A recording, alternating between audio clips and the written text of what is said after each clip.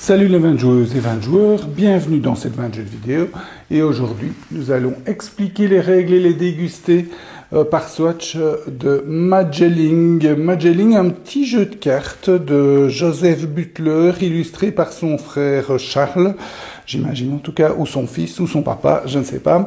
Un jeu de 1 à 4 joueurs, d'une durée annoncée entre 60 et 90 minutes, mais comptez plutôt 60 voire moins, en tout cas à 2 joueurs. On peut plier la partie en 45 minutes.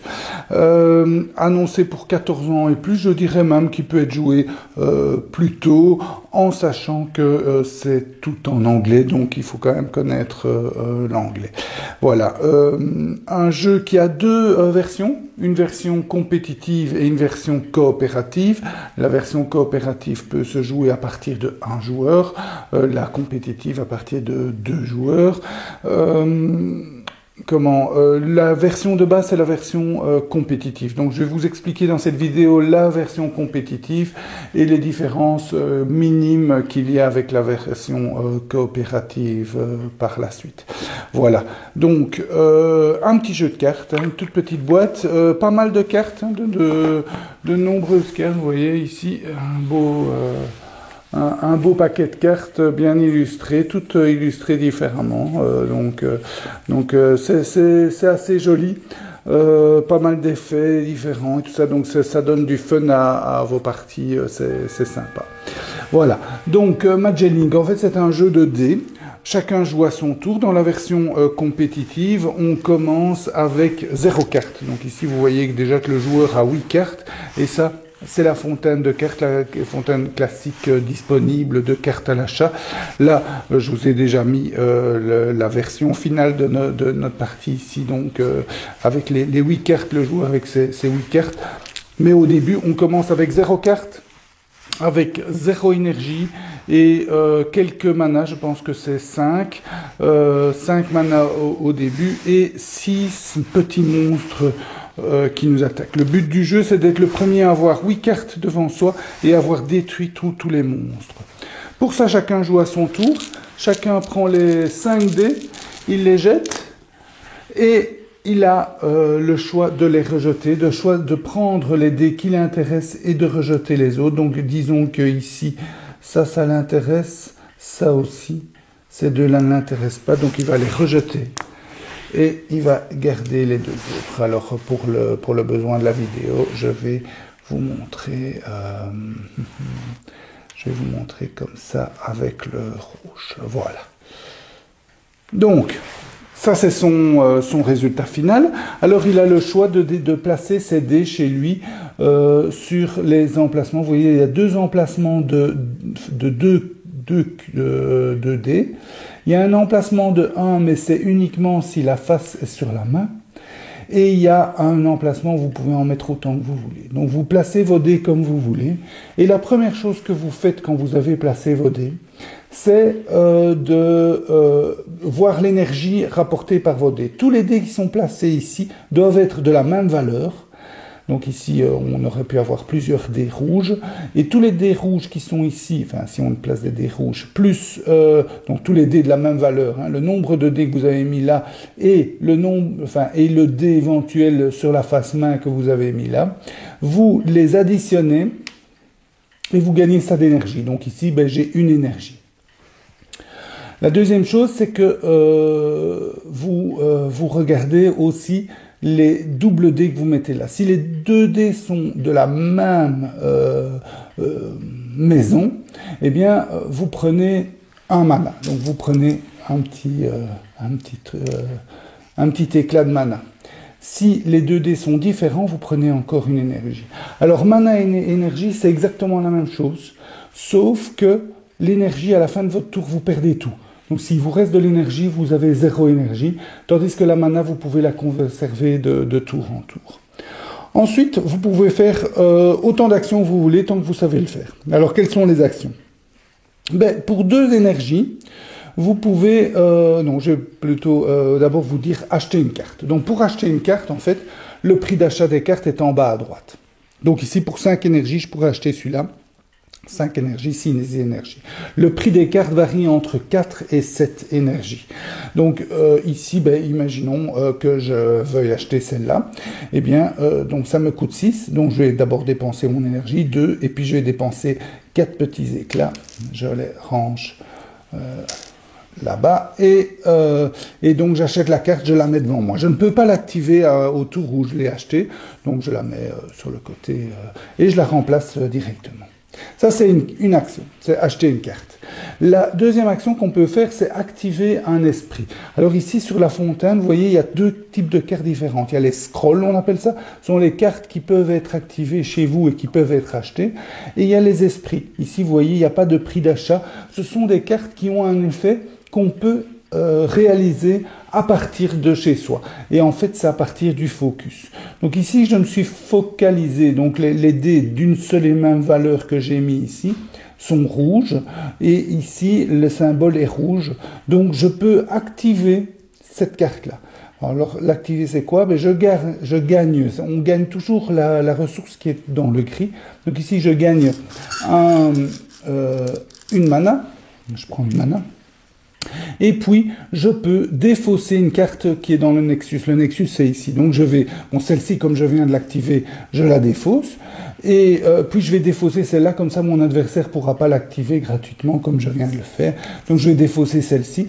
Et puis, j'en tire deux nouvelles. Voilà. Et donc, j'ai un choix supplémentaire. Je peux acheter d'autres cartes si ça me convient mieux. Donc, ça, c'est les deux premières actions, acheter et... alors, on peut aussi activer nos propres cartes. Donc, par exemple, je ne peux pas utiliser les dés qui sont sur mon focus pour activer mes cartes. Donc, celui-ci est indisponible. Par contre, ceux-là, oui. Donc, ici, par exemple, je prends celui-ci, je le place ici et je gagne 2 mana. Donc, je prends 2 mana que je mets ici. Ici, si j'active celui-ci, par exemple, je prends ici, et il faut évidemment que ça matche, hein, donc que ce soit le même sigle. Je reçois une énergie, paf, et je gagne une énergie pour chaque autre carte avec ce même symbole dans mon grimoire. Ici, j'ai 2 autres cartes avec ce symbole, donc je reçois encore 2 autres énergies. Alors, je n'ai plus d'autres dés avec ce symbole-là, donc je ne peux pas activer celle-là. Je peux par contre activer celle-ci avec mon dé bleu. Et il me donne tout de suite 2 énergies. Je prends 2 énergies. Et il me permet d'activer un scroll, donc c'est une carte comme celle-ci, avec le symbole masque. Ici, j'ai une carte scroll avec ce symbole masque, donc je peux l'activer gratuitement. Donc ici, je reçois encore 2 énergies. Et je gagne une énergie pour chaque autre carte avec le symbole bleu, donc celle-là, donc encore une énergie. Alors ici, je peux le mettre là. Et je reçois 2 énergies encore, tac tac, et je peux activer une carte avec le marteau. Ici j'ai un marteau, c'est tout, mais elle a déjà été activée, les cartes ne peuvent être activées qu'une seule fois par tour. Donc j'aurais été plus malin d'activer celle-ci, comme ça j'aurais reçu une énergie, et avec celle-là j'aurais pu, une mana, et avec celle-là, j'aurais pu encore activer celle-ci. Donc voilà, vous voyez les petites combinaisons qu'on peut se faire entre les cartes. Hein. On active celle-ci, on gagne autant qu'il y a d'autres cartes de ce type, etc. Donc on a souvent intérêt à se focaliser sur un ou 2 types de cartes parce qu'ils vont souvent bien ensemble, hein, les couleurs des cartes. Mais en même temps, vous pouvez alors être plus sujet à un jet malheureux de dés. Au plus vous avez des cartes avec des symboles différents, plus vous aurez les choix et vous serez moins affecté par un jet de dés malheureux. La dernière action qu'on peut faire à son tour, c'est dépenser de l'énergie pour enlever un monstre. C'est 2 énergies par monstre. Donc ici, je peux enlever, ici j'ai 10, donc j'enlève mes 10 pour enlever 5 monstres. Tac, tac, tac. Et je peux en plus enlever ces 2-là pour enlever le dernier monstre. Et voilà, j'ai gagné. J'ai gagné puisque j'ai 8 cartes, j'ai enlevé tous les monstres. Donc voilà, je vous ai montré mon dernier tour. Voilà. Et puis, bon, évidemment, si on n'a pas gagné, les dés passent au joueur adverse, enfin au joueur d'après. Il prend les 5 dés, il les jette jusque 2 fois maximum. Et puis, il fait la même chose. Il peut les répartir dans les différentes actions. Acheter des cartes, fait activer ses propres cartes, activer les esprits qui se trouvent sur le Nexus, se débarrasser d'un monstre. La version, et voilà, on tourne comme ça jusque quand quelqu'un a 8 cartes et se débarrasser de tous ces monstres. La version coopérative apporte des cartes supplémentaires, ce sont des cartes location, donc vous voyez, vous en avez pas mal. Donc il y en a que 5 par partie qui sont tirées au hasard et ces cartes location vont donner des épreuves.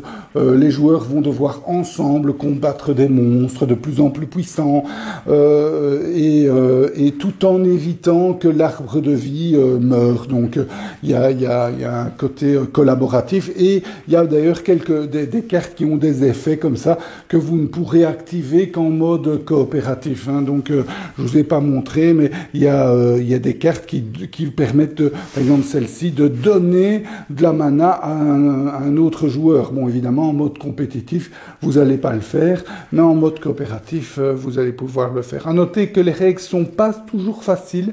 Il y a des petits manquements. Faudra aller voir un peu sur le net pour répondre à toutes vos questions. Donc tout n'est pas 100% clair, mais sinon ça reste un jeu plaisant. C'est pas révolutionnaire. La fontaine de cartes classique, les combinaisons assez classiques entre les cartes, entre les types de cartes, mais un petit jeu quand même sympa ou qui est malin, hein, donc ce n'est pas le jet de dés qui va dire qui est gagnant ou pas, bien que ça peut jouer un peu, hein, ne nous voilons pas la face, mais ça reste un jeu vraiment sympa que je vous conseille, un petit jeu plutôt familial. Il faut évidemment que vos membres de la famille, donc c'est pas un jeu expert du tout, les choix sont assez simples, mais si vous, dans votre famille, les enfants ou les adolescents savent se débrouiller en anglais, bon, c'est pas non plus des mots super compliqués, mais enfin bon, il y a certaines combinaisons à bien comprendre. Enfin bon, c'est pas compliqué, mais il faut un petit peu se débrouiller en anglais. C'est un jeu rapide, facile à emmener en vacances, etc. Donc voilà. C'était la dégustation de Mageling. J'espère qu'elle vous a goûté. Santé et amusez-vous bien.